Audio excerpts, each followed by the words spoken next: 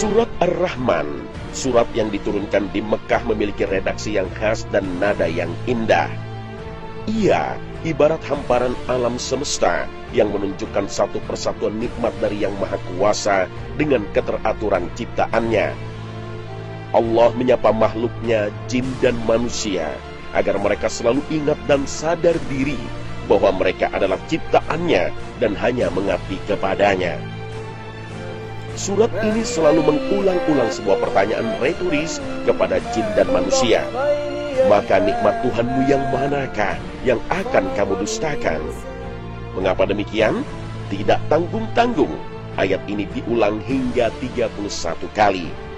Lalu, apa rahasia di balik pengulangan ini?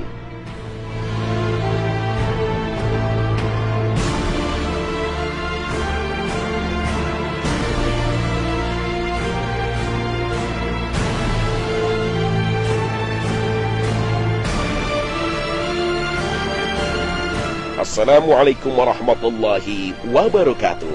Selamat pagi pemirsa Trans7. Khazanah, ensiklopedia Islam dunia, pagi ini kembali hadir ke hadapan Anda untuk berbagi pengetahuan dan saling menasehati dalam kebajikan. Ar-Rahman yang telah mengajarkan Al-Quran. Dia menciptakan manusia, mengajarnya pandai berbicara. Al-Quran, Surah Ar-Rahman, ayat 1 hingga 4. Surat Ar-Rahman dimulai dengan menyebut nama Allah Ar-Rahman, menunjukkan kekuasaan dan kesempurnaan kasih sayang Allah Subhanahu wa Ta'ala.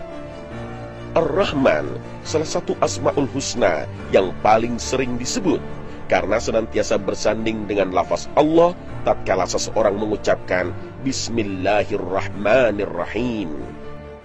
Ar-Rahman biasa diterjemahkan ke dalam bahasa Indonesia dengan Maha Pengasih. Ar-Rahman menunjukkan sifat rahman dan kasih sayang yang paripurna dan menyeluruh, meliputi seluruh makhluk tanpa pilih kasih. Di bumi milik Allah ini, tidak saja orang beriman yang dapat hidup, orang kafir dan ingkar kepada Allah juga diberi kesempatan hidup. Mereka juga dapat makan, minum, dan bernafas dari rezeki pemberian Allah Ta'ala. Bahkan ketika Nabi Ibrahim alaihissalam memohon kepada Allah agar di tanah suci hanya orang yang beriman saja yang diberi rizki, Allah dengan sifat rahmannya menjelaskan bahwa kesenangan hidup dunia itu juga diberikan kepada orang kafir. Allah Ta'ala berfirman, dan ingatlah ketika Ibrahim berdoa, ya Tuhanku, jadikanlah negeri ini negeri yang aman sentosa, dan berikanlah rezeki dari buah-buahan kepada penduduknya yang beriman di antara mereka kepada Allah dan hari kemudian. Allah berfirman, dan kepada orang yang kafir pun aku beri kesenangan sementara, kemudian aku paksa ia menjalani siksa neraka, dan itulah seburuk-buruk tempat kembali. Al-Quran, Surah Al-Baqarah, ayat 156. Senada dengan Ar-Rahman adalah Ar-Rahim. Dua nama ini sering disebut bersamaan. Jika disebut Ar-Rahman, maka yang terlintas di dalam benak adalah kata Rahim, tempat tumbuh kembang bayi yang berada di perut ibu. Melalui media rahim, sang ibu mencurahkan kasih sayang kepada anaknya, baik itu melalui asupan gizi yang seimbang atau dengan sentuhan dan komunikasi yang penuh kelembutan. Kasih sayang antar anak manusia rasanya tak ada yang melebihi kasih sayang ibu terhadap anaknya. Tetapi, tahukah kita, kasih sayang tersebut hanyalah sebagian kecil dari 1% percikan sifat Rahman dan Rahimnya Allah Ta'ala yang diturunkan ke bumi. Rasulullah SAW bersabda, Allah Subhanahu wa Ta'ala menjadikan rahmat itu 100 bagian, disimpan di sisinya 99, dan diturunkannya ke bumi ini 1 bagian.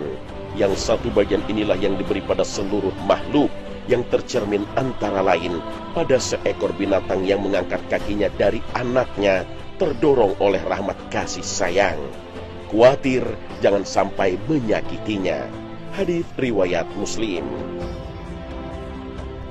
Setelah Allah memperkenalkan salah satu sifatnya yang maha pengasih lagi maha penyayang, selanjutnya Allah Ta'ala memberikan kepada manusia nikmat apa saja yang telah mereka terima.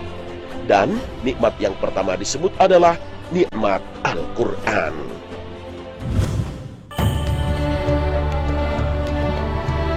Al-Quran Al-Karim merupakan nikmat paling agung yang diturunkan kepada umat ini. Ia cahaya, penerang, petunjuk, dan penyembuh. Seorang muslim yang sejati tidak akan menyia-nyiakan nikmat terbesar yang pernah Allah turunkan kepada umat manusia ini. Maka rasa syukur terhadap nikmat Al-Quran tercermin dari interaksi terhadapnya, mulai dari membacanya secara rutin dan menjadikannya wirid harian. Kemudian, berusaha memahami dan menghayati kehendak Allah yang terdapat di dalamnya, dan mengamalkannya dalam kehidupan sehari-hari. Al-Quran juga merupakan satu-satunya mukjizat Rasulullah SAW yang bisa kita rasakan. Orang-orang yang intim dengan Al-Quran akan mendapatkan gelar istimewa sebagai Ahlullah wa Khassatuh, atau keluarga Allah dan orang-orang istimewanya. Kedekatan dengan Allah sudah pasti menjadi jaminan kemuliaan dunia akhirat. Rasulullah SAW bersabda, "Sesungguhnya Allah memiliki keluarga dari kalangan manusia." Sahabat bertanya, "Siapakah mereka keluarga Allah itu, wahai Rasulullah?" Rasul menjawab, "Keluarga Al-Quran adalah keluarga Allah dan orang yang istimewa di sisi Allah." Hadits riwayat Ahmad, Ibnu Majah, dan Hakim. Bukan itu saja, nama kita akan disebut dan disanjung di hadapan Allah dan para malaikat. Adalah sebuah kebanggaan ketika nama kita disanjung-sanjung di hadapan presiden, para tokoh. Apalagi jika yang menyanjung kita adalah raja dari segala raja, seperti nasihat yang diberikan Rasulullah kepada Abu Dzar. Abu Dzar berkata, "Demi ayah dan ibuku, berilah aku wasiat ya Rasulullah." Rasulullah menjawab, "Aku berwasiat kepadamu agar bertakwa kepada Allah, karena ia merupakan pangkal seluruh urusan." Abu Dzar berkata lagi, "Tambahlah ya Rasulullah." Lalu jawab beliau, "Hendaklah kamu membaca Al-Quran dan banyak mengingat Allah, karena itu akan membuatmu disebut-sebut di langit." Hadits riwayat Ibnu Hibban. Bahkan ketika kesibukan kita berinteraksi dengan Al-Quran membuat kita lupa meminta sesuatu kepada Allah, maka Allah akan memberikan semua yang kita butuhkan. Barang siapa disibukkan dengan mengkaji Al-Quran dan menyebut namaku, sehingga tidak sempat meminta kepadaku, maka aku berikan kepadanya sebaik-baik pemberian yang aku berikan kepada orang-orang yang meminta. Dan keutamaan kalam Allah atas lainnya adalah seperti Allah atas makhluknya. Hadits riwayat Tirmizi. Al-Quran juga disebut Asy-Syifa, yang berarti penawar atau penyembuh. Sesuai namanya, Al-Quran juga menjadi obat dari segala penyakit. Al-Quran menjadi obat galau, obat stres, obat depresi, dan penyakit psikis lainnya. Al-Quran juga bisa menjadi obat penyakit jantung, penyakit ginjal, penyakit lever, dan penyakit fisik lainnya. Allah Ta'ala berfirman, "Hai manusia, sesungguhnya telah datang kepadamu pelajaran dari Tuhanmu, dan penyembuh bagi penyakit-penyakit dalam dada, dan petunjuk serta rahmat bagi orang-orang yang beriman." Al-Quran Surah Yunus ayat 57. Masihkah kita lalai terhadap Al-Quran?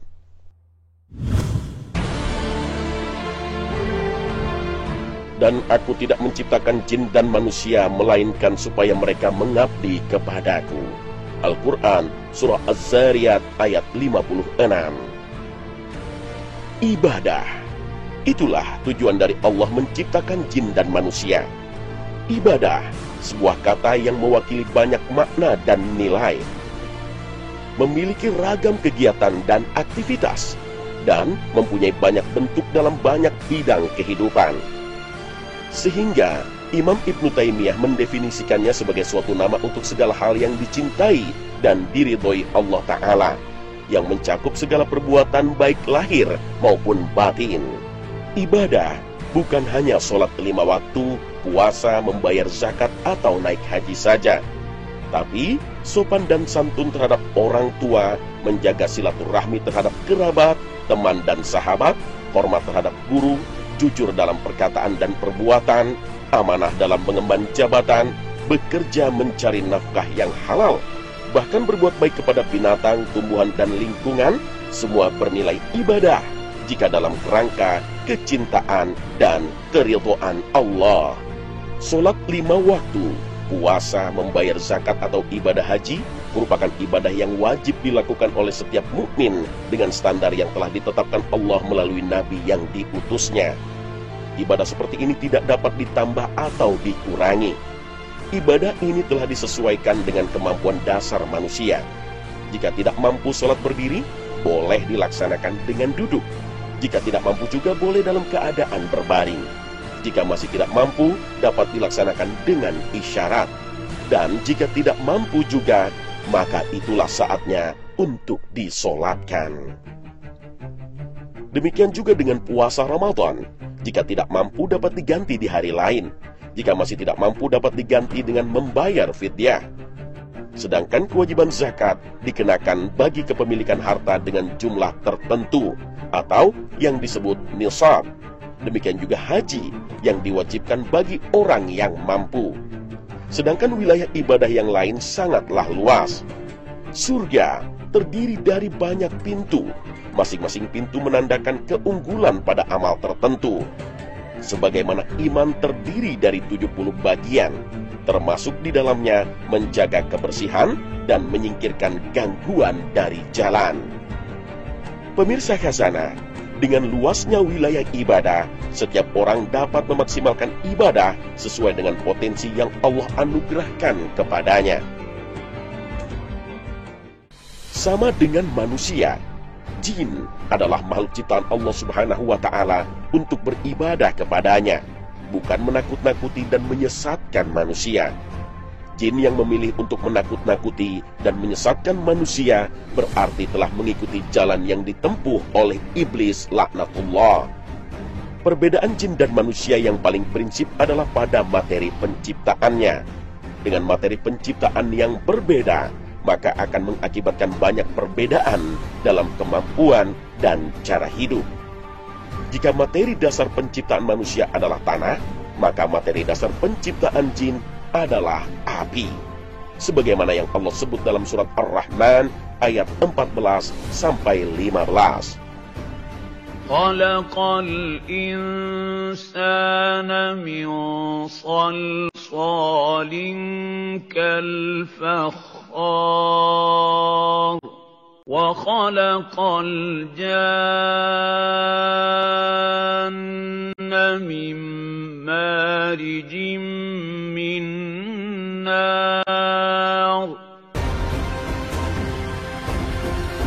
Jadi, tugas jin di dunia ini bukanlah untuk menakut-nakuti manusia, bukan untuk bersekongkol dengan dukun, menyakiti dan menyesatkan manusia.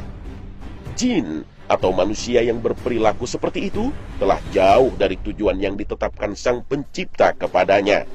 Dan makhluk seperti ini tidak akan mencapai kebahagiaan yang hakiki dan abadi.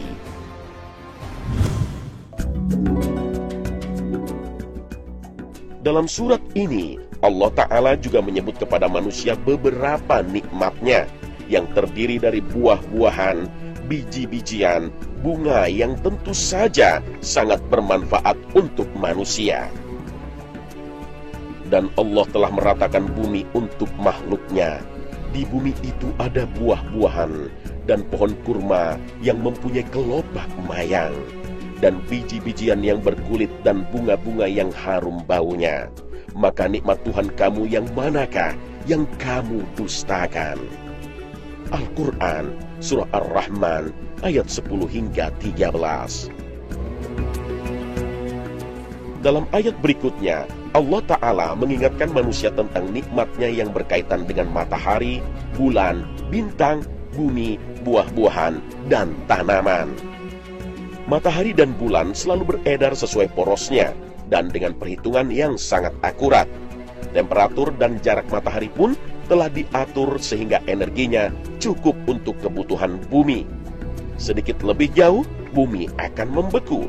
Sedikit lebih dekat, tak akan ada makhluk hidup yang mampu bertahan karena kepanasan. Begitu juga dengan bulan, jaraknya telah sesuai dengan ukurannya, sehingga pasang surut air laut, pergerakan pulau-pulau juga tepat sesuai kebutuhan hidup makhluknya di bumi. Sekali lagi, semuanya Allah tempatkan dalam keseimbangan yang mencengangkan. Kita tidak bisa membayangkan akibatnya jika matahari ini selangkah lebih dekat kepada bumi, atau selangkah lebih jauh dari bumi, atau kemudian bulan didekatkan atau dijauhkan. Bagaimana pasang surut air laut akan berantakan. Kemudian, jika bintang-bintang didekatkan, entah apa yang akan terjadi pada bumi. Dalam ayat lain Allah menjelaskan bahwa semua benda-benda langit, bahkan bumi, seluruh isinya tunduk dan bertasbih memuji Allah Ta'ala. Langit yang 7, bumi dan semua yang ada di dalamnya bertasbih kepada Allah, dan tak ada satupun melainkan bertasbih dengan memujinya. Tetapi kamu sekalian tidak mengerti tasbih mereka. Sesungguhnya Dia adalah Maha Penyantun lagi Maha Pengampun. Al-Quran Surah Al-Isra ayat 44. Semuanya tunduk dan bertasbih memuji Allah Ta'ala dengan cara yang tidak kita ketahui, dengan bahasa yang tidak kita pahami. Alangkah naifnya jika jin dan manusia, dua makhluk yang Allah beri akal dan pikiran, ingkar dan tidak mau bersyukur. Semua Allah ciptakan dengan keseimbangan yang luar biasa dan perhitungan yang sangat detail. Inilah salah satu contoh dari keadilan yang Allah miliki, yang kemudian juga Allah perintahkan kepada jin dan manusia agar menjalankannya demi menjaga keseimbangan di dunia. Allah juga mengingatkan jin dan manusia tentang nikmat tanaman dan buah-buahan. Mereka tumbuh di tanah yang sama, disiram dengan air yang sama, tapi kemudian menghasilkan buah dan tanaman yang berbeda. Inilah rahmat Allah yang telah menjadi bagian dari hidup kita sehari-hari, sehingga tak jarang kita menganggapnya sebagai hal yang biasa. Menikmati buah-buahan aneka rasa dan memandangi indahnya bunga-bunga merupakan hal yang amat berharga. Allah Ta'ala juga mengingatkan hambanya tentang laut, air yang luar biasa yang menjaga keseimbangan bumi. Manusialah yang kemudian merusaknya, menimbulkan bencana banjir dan tanah longsor. Sesungguhnya kadar hujan yang turun tak pernah melebihi kebutuhan manusia.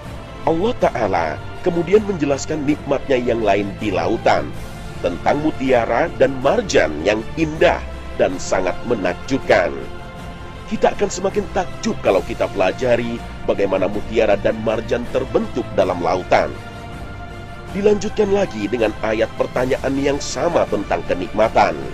Allah ingin kita menyadari bahwa bahtera yang berlayar di lautan itu adalah milik Allah Subhanahu wa Ta'ala. Dan karenanya pula kita melihatnya berlayar untuk memudahkan urusan transportasi manusia. Maka begitu besarnya kekuasaan dan nikmat Allah sehingga tak mungkin sanggup kita menghitungnya. Sehingga Allah perjelas lagi dengan pertanyaan yang menggoncang hati kita. Maka nikmat Tuhanmu yang manakah yang kamu dustakan?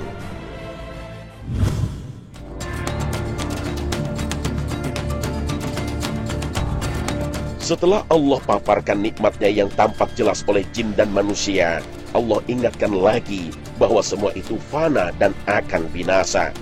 Dan semua apa yang telah dikerjakan akan dipertanggungjawabkan dan kemudian diberi balasan. Semua fana, semua binasa. Gunung-gunung akan meletus dan tercabut dari akarnya hingga bagai kapas yang ditiup angin. Air laut pun akan mendidih seperti di atas wajan raksasa. Gelombang panas dan tsunami terjadi di seluruh pesisir hingga pedalaman. Matahari padam, bintang-bintang bergeser dari orbitnya dan saling bertabrakan. Bahkan langit yang sehari-hari tampak diam tak bergerak pun mendadak pecah. Maka apabila langit telah terbelah dan menjadi merah mawar seperti kilapan minyak, Al-Quran Surah Ar-Rahman ayat 37. Jika itu telah terjadi, maka tibalah waktunya bagi manusia untuk menyaksikan balasan atas perbuatannya. Tentu apa yang akan terjadi pada hari itu lebih dahsyat dari bayangan dan pikiran manusia manapun. Proses berikutnya dihadirkan proses pertanggungjawaban. Situasi ini menggambarkan betapa tak ada satu patah kata pun yang terucap. Semuanya telah jelas terlihat. Wajah yang menghitam atau wajah yang putih berseri, tanpa ditanya semua akan tergambar jelas, sehingga tidak ada lagi alasan dan kebohongan yang bisa dilakukan. Orang-orang yang berdosa dikenal dengan tanda-tandanya, lalu dipegang ubun-ubun dan kaki mereka. Al-Quran Surah Ar-Rahman ayat 41. Dapatkah kita bayangkan sakit yang teramat dan hinaan yang mendalam ketika kaki disatukan dengan wajah, kemudian dilempar ke dalam neraka yang menyala? Mereka orang berdosa, kemudian berkeliling di antara air yang panas mendidih. Allah hadirkan gambaran ini agar kita tidak lupa akan nikmatnya, tidak lupa bahwa Allah Ar-Rahman telah hamparkan nikmat yang teramat sangat. Masihkah kita mendustakannya?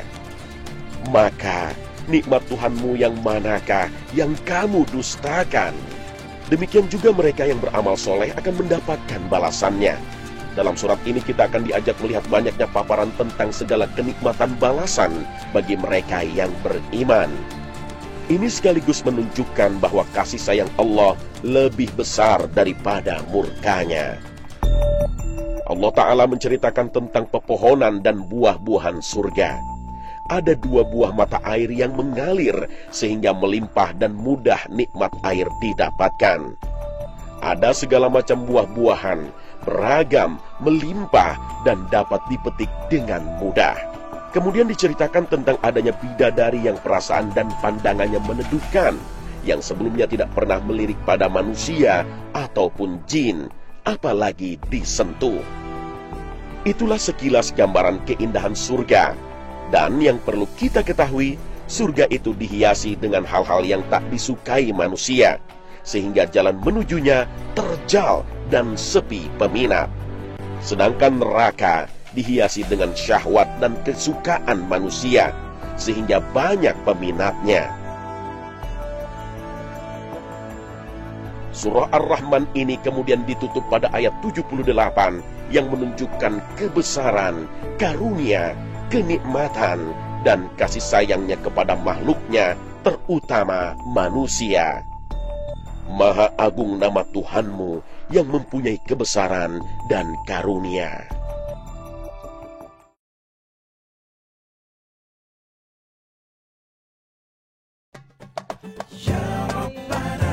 Pemirsa Khazanah, demikianlah hikmah yang bisa kita petik dari surah Ar-Rahman. Ayat demi ayatnya begitu menggugah hati. Pertanyaan demi pertanyaan serasa menampar kesadaran kita. Sudahkah kita bersyukur? Sudahkah kita mempersiapkan diri untuk hari-hari yang panjang yang merupakan pembalasan dari amal perbuatan kita? Ya Allah, jadikanlah kami orang-orang yang pandai bersyukur. Jangan jadikan kami orang-orang yang kufur. Amin ya Rabbal Alamin. Terima kasih atas perhatian Anda. Akhir kata, wassalamualaikum warahmatullahi wabarakatuh.